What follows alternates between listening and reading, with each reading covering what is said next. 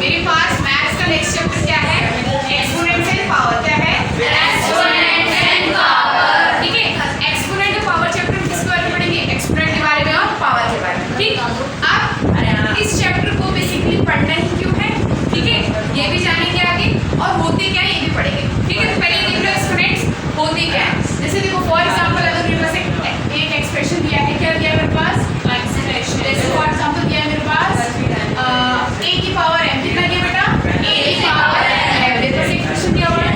अच्छा, इसमें ये जो मेरे पास नीचे लिखा होता है, ठीक है, यानी कि मेरे पास जो बेस में रहता है, इसको मैं क्या बोलती हूँ? बेस। क्या बोलते हैं इसे? बेस। ठीक है, इसको क्या बोलते हैं? बेस। अच्छा, इसको क्या बोलते हैं बताओ?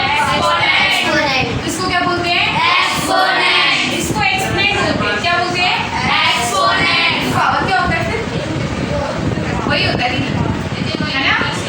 एक्सपोनेंट और पावर दोनों सेम होते हैं जी? नहीं होते, क्यों? समझिए, एक्सपोनेंट और अलग चीज है। ठीक है, एक्सपोनेंट और पावर दोनों अलग चीजें हैं। अब देखो ये कंफ्यूजन, ये डाउट हम तो बचपन से ही जो पढ़ा वही जानेंगे, राइट? देखिए ये क्लैरिफिकेशन इससे इस 8th क्लास में। ठीक है, देखो जो नीचे दिया हो, यानी कि जिस चीज पे हमारा वो पूरा एक्सप्रेशन टिका है, वो क्या हो जाएगा? बेस। वो क्या हो जाएगा? बेस। प्लस बेस के ऊपर जो भी हमारी, ठीक है, जो भी हमारा टर्म लिखा होगा, जो भी हमारा एक्सपोनेंट लिखा होगा, ठीक है, उसको क्या पढ़ते हैं? एक्सपोनेंट। क्या पढ़ते हैं इसे? एक्सपोनेंट। आप लोग बोलोगे दीदी इसमें बेस तो ये हो गया, एक्सपोनेंट ये हो गया, फिर पावर क्या है? पावर ये पूरी एक्सप्रेशन है मेरी। क्या है ये? पूरी एक्सप्रेशन। ठीक है, इस पूरी एक्सप्रेशन को हम क्या कहते हैं? पावर। यानी कि base plus exponent, base plus exponent equals to power. ठीक है, इन दोनों चीज को आपस में कंबाइन मत करना। ठीक है, एक्सपोनेंट अलग है, पावर अलग है। बेस के ऊपर जो नंबर लिखा होता है उसको हम क्या बोलते हैं बेटा? एक्सपोनेंट। ठीक है, उस पूरी होल एक्सप्रेशन को क्या बोलते हैं? पावर। यानी कि base plus exponent equals to power. Clear है? हाँ दीदी, ना रिप्लाई किया? हाँ दीदी। ठीक है, बेस प्लस एक्सपोनेंट क्या हो जाएगा मेरे पास? पावर। अब देखो इसी चीज को अगर मैं न्यूमेरिकल फॉर्म में देखूंगी क्या होगा? जैसे 4⁻3, 4⁻3। तो मैं एक स्टेटमेंट फॉर्म में कैसे लिखूंगी? 4 raise to power 3, 4 raise to power 3। ठीक है, 4 खुद से अपने आप से कितनी बार मल्टीप्लाई होगा? 3 बार। कितनी बार? 3 बार। 4 का एक्सपोनेंट कितना है? 3। 4 का एक्सपोनेंट 3, इसका मतलब 4 खुद से ही 3 बार मल्टीप्लाई होगा। क्लियर है? 4 रेज़ टू द पावर 3। ये क्या है बेटा मेरा? बेस। ये क्या है? एक्सपोनेंट। और ये पूरा होल मेरे पास क्या है? पावर। क्लियर है? ठीक है, आप देखो नेक्स्ट चीज मेरे पास क्या चीज है कि मुझे एक्सपोनेंट और पावर पढ़ने की है। एक्सपोनेंट और पावर पढ़ने की है। सिंपल, जैसे मेरे पास कोई नंबर है, ठीक है, क्या लिखा है नंबर मेरे पास? 1000। क्या लिखा है? 1000। इसको हम एक्सपोनेंट कर सकते हैं ना? तो मुझे अगर इसको एक्सपोनेंट की फॉर्म में करना है तो मैं इसको क्या लिखूंगी? 10 की पावर 3। दोनों चीजें करेक्ट है ना? इसको तो मैं सिंपली ऐसे भी रीड कर सकती हूँ। तो मेरे को इस फॉर्म में लिखने की क्या नीड है? इसकी मेरे पास नीड क्या है? 1000 ऐसे भी रीड किया जा सकता है। ठीक है, फॉर एग्जांपल मैं क्या लिखती हूँ? 10 लाख। क्या लिखती हूँ? 10 लाख। 10 लाख को मैं क्या लिख दूँगी? 10 की पावर 5। 10 की पावर 5 लिख सकते हैं इसे? लिख सकते हैं नहीं? 10 की पावर 5 का मतलब 10 खुद से 5 बार मल्टीप्लाई होगा तो ये आ जाएगा। कितना आ जाएगा? 10 लाख, है ना? तो ये भी करेक्ट है, ये भी करेक्ट है, लेकिन ये इसमें लिखने की नीड क्यों है? ये मुझे जानना है। ठीक है, बेटा देखो इसमें लिखने की नीड इसलिए है क्योंकि ये तो मेरे पास एक छोटा एक्सप्रेशन था। जहाँ तक हमने पूरे सीरीज पढ़ा हुआ है, 100,000, 10,000, लाख, 10 लाख, करोड़, ये सारी, ठीक है, वहाँ तक तुम किसी भी नंबर को रीड कर सकते हैं। लेकिन फॉर एग्जाम्पल अगर मैं जैसे तुमसे बोलूँ कि अर्थ की डिस्टेंस, किसकी? अर्थ की distance, distance of earth to stars, distance of earth to star, earth की डिस्टेंस स्टार तक कितनी होगी? मिलियंस में ना? मिलियंस में 1 मिलियन, 2 मिलियन नहीं, पता नहीं कितने मिलियंस, इसका कोई अंदाजा नहीं है। क्या उस चीज को आप नंबरिंग में पढ़ पाओगे? पॉसिबिलिटी है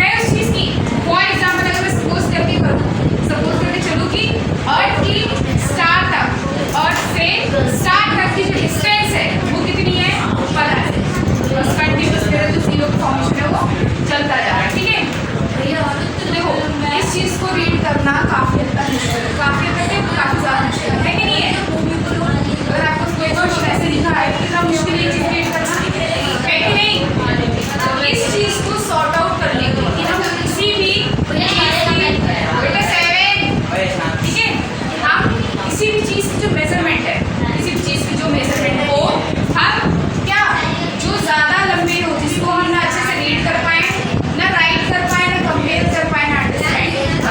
अगर सपोज करो तुम्हारे सामने दो चीज़ें ऐसी की हो, एक यहाँ 38, ठीक है, मिलियंस को यहाँ पे नहीं बनाना चाहिए, इसकी भी कोई काउंटिंग नहीं है।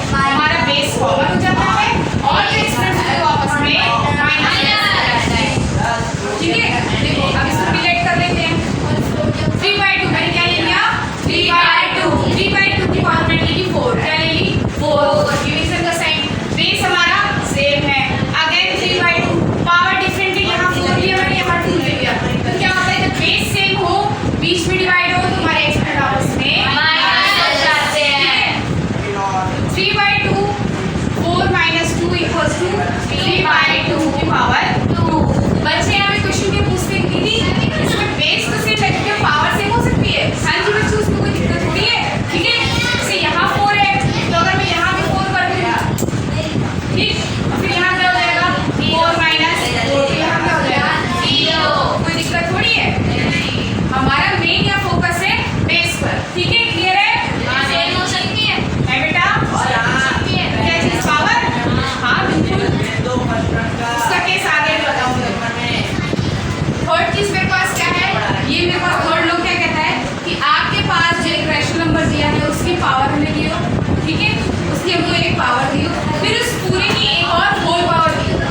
एक रैशनल नंबर की एक एक्सपोनेंट हमको दिया है, फिर उसका पूरा एक होल एक्सपोनेंट दिया। तो उस केस में हम क्या करते हैं? ठीक है, क्या लॉ एप्लीकेबल होता है उस केस में? क्या होता है, जो दोनों एक्सपोनेंट्स होते हैं वो आपस में मल्टीप्लाई हो जाते हैं। फॉर एग्जांपल देखो कैसे, मेरे पास 4/5 की पावर है, 4/5 रेज़ टू द पावर 2, इसकी होल पावर कितनी है 3, होल पावर कितनी है 3। इस केस में बेटा क्या होगा, अपना बेस में लिख दूंगी, उसके बाद मेरे जो आपस में एक्सपोनेंट्स वो क्या हो जाएंगे मल्टीप्लाई, यानी कि 2 × 3 = 4/5/6। समझ आया? हाँ दीदी पक्का? हाँ दीदी ठीक है, नेक्स्ट देखो फोर्थ मेरे पास क्या है कि एक रैशनल नंबर दिया है a/b, उसको मल्टीप्लाई करो किसके साथ c/d। इस पूरे की होल पावर कितनी है n। तो बोला है अगर इस पूरे की होल पावर n की है तो हम इसको हर एक पर्टिकुलर एक्सप्रेशन के लिए सेपरेट कर सकते हैं, यानी a/b की अलग पावर लगा देंगे और c/d की अलग पावर लगा देंगे n, यानी कि जो n वाला हिस्सा है ये ab का भी है और ये cd का भी है। फॉर एग्जांपल देखो मैंने एक्सप्रेशन ले लिया 3/7, क्या लिया मैंने 3/7 मल्टीप्लाई 4/5, इसकी पावर दी है 6, मान लो कितनी दी है 6। इसमें क्या है देखो जो 6 है 3/7 के लिए भी है और जो 6 है वो 4/5 के लिए भी। ठीक है, देखो क्या हो जाएगा, यानी कि 6 इसके लिए भी है, 3/7 की पावर कितनी हो जाएगी 6। बीच में जो साइन है वही रहेगा, यहाँ क्या है 4/5 लिख देंगे और 6 को हमने बेटा पहले बोला था ये इसके लिए भी है और इसके लिए भी है, 4/5 की पावर कितनी हो जाएगी 6। क्लियर है? हाँ दीदी पक्का? हाँ दीदी देखो नेक्स्ट लॉ पे आ जाओ। फिर लॉ मेरे पास क्या है कि अगर आपके पास कोई रैशनल नंबर दिया है सपोज a/b, उसकी जो हमें एक्सपोनेंट दी उसमें दी बेटा इसमें दी है नेगेटिव में दिए, तो हम क्या उसको पॉजिटिव में करने के लिए, उस एक्सपोनेंट को पॉजिटिव में करने के लिए क्या करेंगे, क्या करते हैं, जो हमारा एक्सप्रेशन होता है यानी कि न्यूमरेटर की जगह क्या आ जाता है डिनोमिनेटर, डिनोमिनेटर की जगह क्या आ जाता है न्यूमरेटर। इस लॉ में क्या है कि पावर मुझे नेगेटिव में दी है, इसको अगर मुझे पॉजिटिव में करना है तो जो मेरा टर्म है वो क्या डिनोमिनेटर न्यूमरेटर, न्यूमरेटर डिनोमिनेटर आपस में चेंज हो जाएंगे। ठीक है, फॉर एग्जांपल इसका भी देख लो आप लोग, क्या है मेरे पास मान लो है 3/8, कितना है 3/8 की पावर कितनी है नेगेटिव में 7, कितनी है 7। तो मुझे पावर को अगर प्लस करना है, पावर को अगर प्लस करना है तो क्या करेंगे, देखो न्यूमरेटर कितना है 3, ये आ जाएगा डिनोमिनेटर में और डिनोमिनेटर कितना 8, ये आ जाएगा ठीक है, यानी कि हमने अपोजिट कर दिया तो जिसकी पावर क्या हो जाएगी पॉजिटिव हो जाएगी। क्लियर है? अभी इसके जैसे आप लोग क्वेश्चंस करोगे ना तो और ज्यादा क्लियर होगा, ऐसे क्लियर क्यों एक बार पढ़ेंगे, समझ आ रही है? देखो वैसे तो कोई भी चीज़ एक बार पढ़ने से क्लियर नहीं होगी जब तक आप उसको एक बार रिवीजन नहीं करेंगे। ठीक है, सेम चीज़ आप एक बार समझ लिया, अभी क्वेश्चंस कराऊंगी इस पे बेस और अच्छे से क्लियर हो जाएगा, है ना? देखो मेरे पास एक और लॉ क्या है, जो कुछ बच्चों की बुक्स में ये जो लास्ट के 2-3 मैंने पढ़े इनको लॉस में इंक्लूड नहीं किया गया है। ठीक है, but they are to be used in the questions, इनको क्वेश्चंस में यूज करेंगे, तो they are the kind of laws, इसलिए मैंने इसको लिख दिया इस कैटेगरी में। ठीक है, क्या है मेरे पास कि मेरे पास अगर कोई रैशनल नंबर है, कोई रैशनल नंबर है और अगर उसकी पावर कितनी है 0, तो उसकी वैल्यू क्या आएगी 1, क्या आएगी 1। फॉर एग्जांपल कुछ भी ले लो आप 99/80 बोले मेरे पास ये रैशनल नंबर है या नहीं है? हाँ, इसकी पावर कितनी है 0, आंसर कितना आएगा कितना आएगा 1। समझ आया? हाँ दीदी पक्का? हाँ दीदी बेटा 1 आएगा। एक्सप्लेनेशन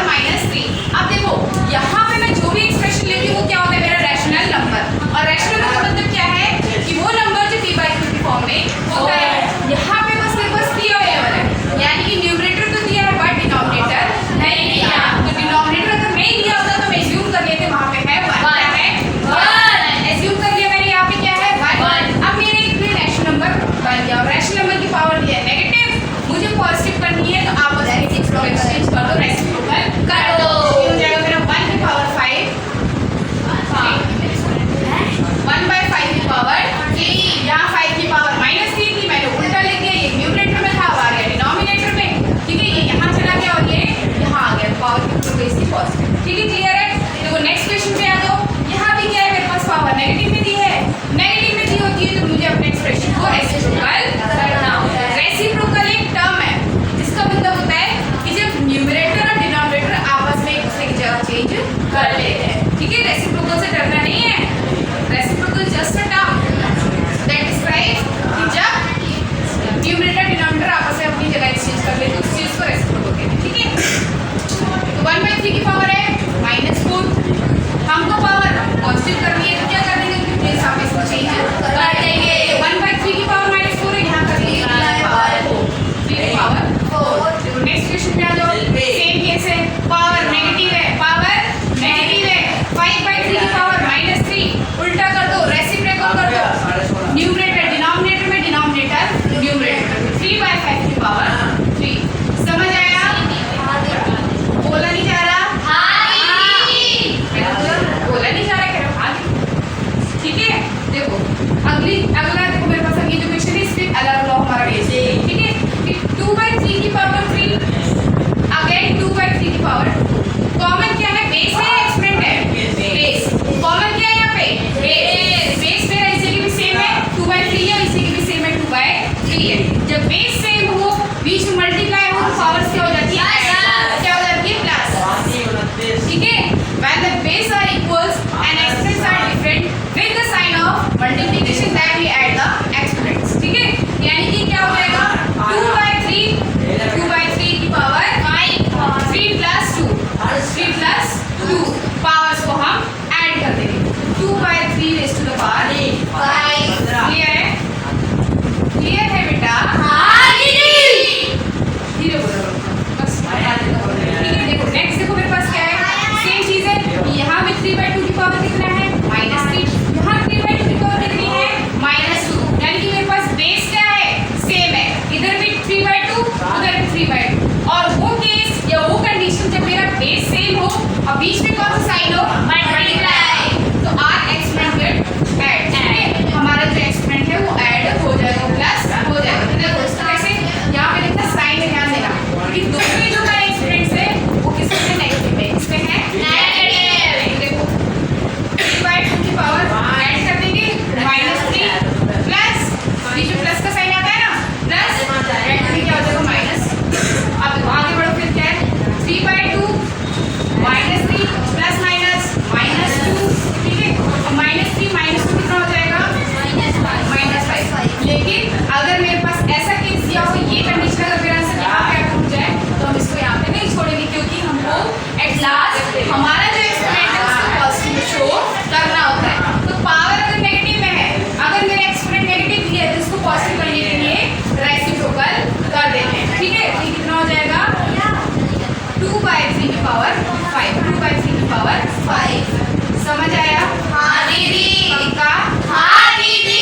ठीक है, नोट डाउन कर दीदी हो गया। हो गया? हाँ दीदी। देखो हो गया, वेरी गुड है। कोई बात नहीं, नहीं हुआ, एक सेकेंड बेटा। देखो तो यहाँ पे